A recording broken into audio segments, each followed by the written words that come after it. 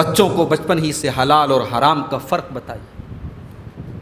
اللہ کے نبی مسجد میں بیٹھے ہوئے ہیں،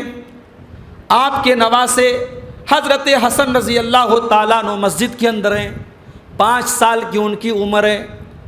مسجد کے اندر ایک کونے میں صدقہ کی کھجوریں آئی ہوئی ہیں اور وہ کھجوریں رکھی ہوئی ہیں۔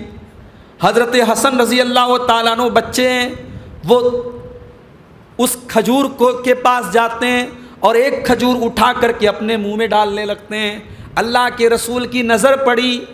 آپ کی نظر پڑی، آپ نے دیکھا کہ میرا نواسا اس کھجور کو کھانے جا رہا ہے جو کھجور اس کے لیے حرام ہے، جو کھجور صدقہ کی ہے، اور صدقہ کی کھجور اللہ کے نبی اور آپ کے خاندان کے لوگوں کے لیے حرام تھی۔ آپ نے دیکھا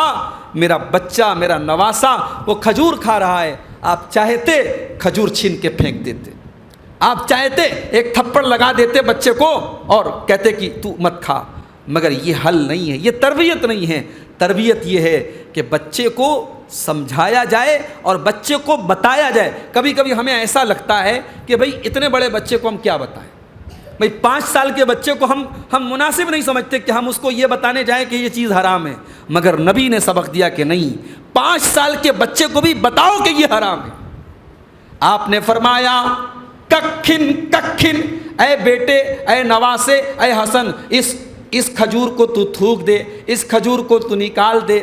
اور جب حضرت حسن نے کھجور کو نکال دیا، اللہ کے نبی نے فرمایا اما شعرت انا لا ناکل الصدقہ، اے میرے بچے کیا تجھے پتہ نہیں ہے تو نبی کا نواسا ہے اور ہم صدقہ کی کھجور نہیں کھا سکتے، ہمارے اوپر صدقہ حرام ہے، اے میرے بچے تو صدقہ کی کھجور نہیں کھا سکتا۔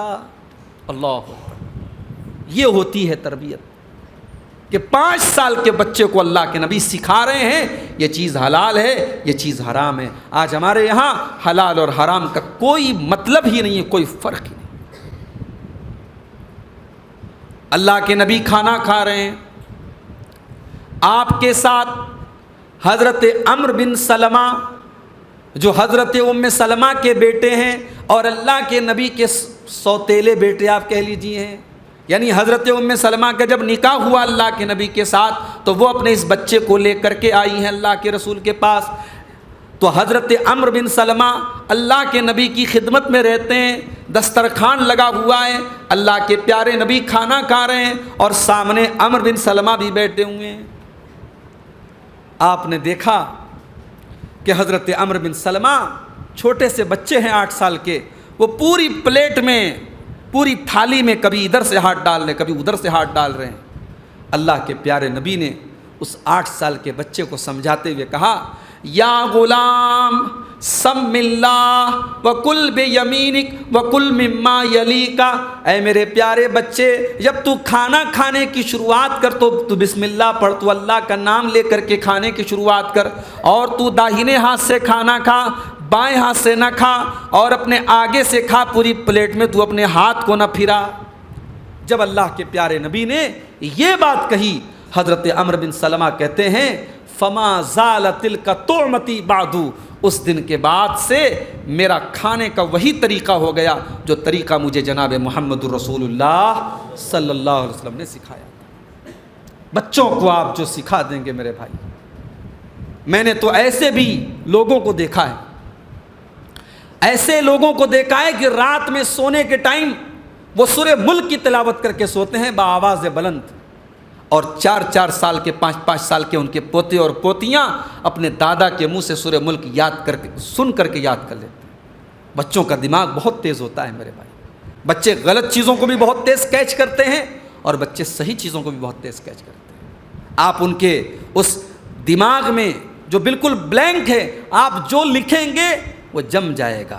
اور جو دعائیں آپ بچوں کو سکھا دیں۔ میں اپنی بات آپ کو کروں، میں جب چھوٹا تھا 7-8 سال کی میری عمر تھی، میرے دادا اللہ ان کو غریق رحمت کرے وہ بحیات تھے، انہوں نے مجھے نماز کی ساری دعائیں سکھائی تھی، اور یہ وہ دور تھا جب میں نے وہ دعائیں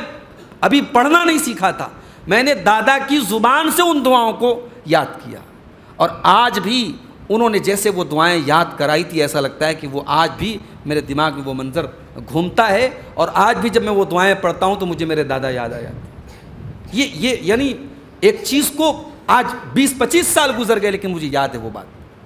تو بچوں کے دماغ میں آپ جو باتیں ڈال دیں گے, جو فٹ کر دیں گے, انشاءاللہ وہ زندگی بھر ان کو یاد رہیں گی. اب یہ آپ پر ڈیپینڈ کرتا ہے کہ آپ ان کے دماغ میں کیا ڈالیں.